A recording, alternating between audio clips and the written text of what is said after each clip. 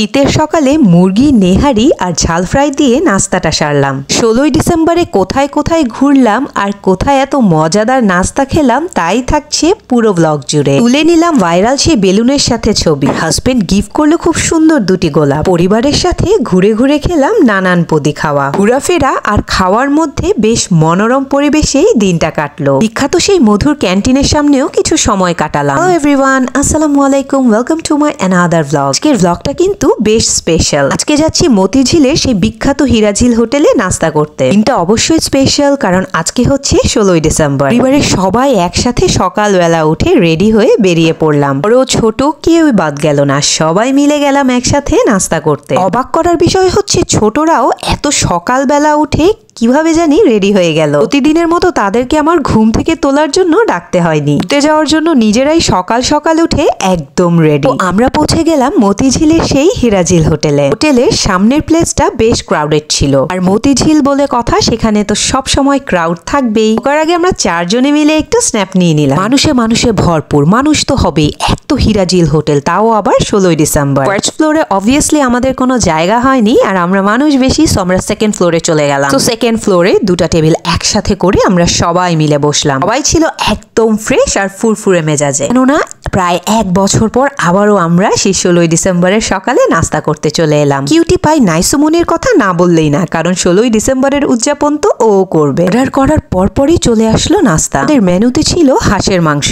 এই হাঁসের মাংসটা এতটাই মজা ছিল যার রং দেখেই বোঝা যাচ্ছে, আর এই যে আমার দুলাভাইয়ের এক্সপ্রেশন দেখেও বুঝতে পারবেন মাংসটা আসলেও অনেক মজার ছিল। মজার সাথে সাথে হাঁসের মাংসটা কিন্তু একটু স্পাইসিও ছিল। নাইসুমনি একটু মুখে দেওয়ার সাথে সাথেই ওর লেগেছে ঝাল, ও আবার টিস্যু দিয়ে মুখটাও মুছে ফেললো সাথে সাথে। দেখেন আমাদের নাইসুমনিও কিন্তু দারুণ এক্সপ্রেশন দিচ্ছে। ঝালের পাশাপাশি এটা স্বাদও ছিল অনেক। আমরা আরো অনেক কিছুই অর্ডার করেছিলাম, পরোটা, ভাজি, ডাল, সালাদ, এছাড়াও মুরগি ঝাল ফ্রাই।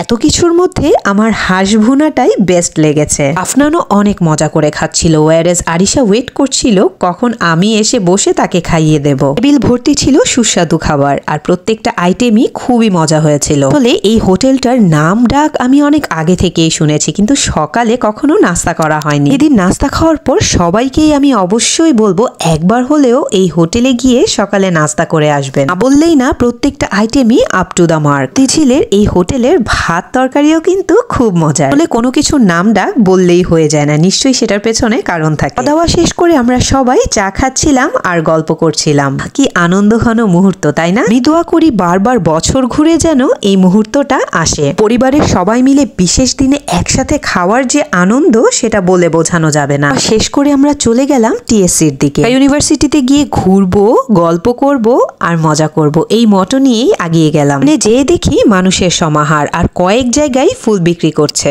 টসটসে লাল গোলাপগুলো দেখতে অনেক সুন্দর লাগছিল। পেয়ারা, চালতা, কাঁচকলা, তেঁতুল, এছাড়াও বিভিন্ন জিনিস মিক্স করে মামা এক পাশে ভর্তা বিক্রি করছিল, আর আফনান এক কোনায় বসে খাচ্ছিল আইসক্রিম। হাঁটতে হাঁটতে চলে আসলাম মধুর ক্যান্টিনের দিকে। আস্তে আস্তে ঘোরার সময়ও ফুরিয়ে আসছে। মধুর ক্যান্টিনের সামনে অল্প কয়েকজন মানুষ ছিল, জায়গাটা বেশ ফাঁকা ছিল। বেশটা আমার কাছে কিন্তু বেশ ভালো লাগছিল, আর এই মধুসূদনের নামেই কিন্তু নামকরণ করা হয়েছে মধুর ক্যান্টিন। নিচে বসে কিছু সময় কাটিয়ে গল্প, আড্ডা আর চায়ে শেষ হলো আজকের ব্লগটি। ইনশাল্লাহ দেখা হবে নেক্সট ব্লগে। টিল দ্যাট টাইম সবাই ভালো থাকবেন, সুস্থ থাকবেন। আল্লাহ হাফেজ, আসসালামু আলাইকুম।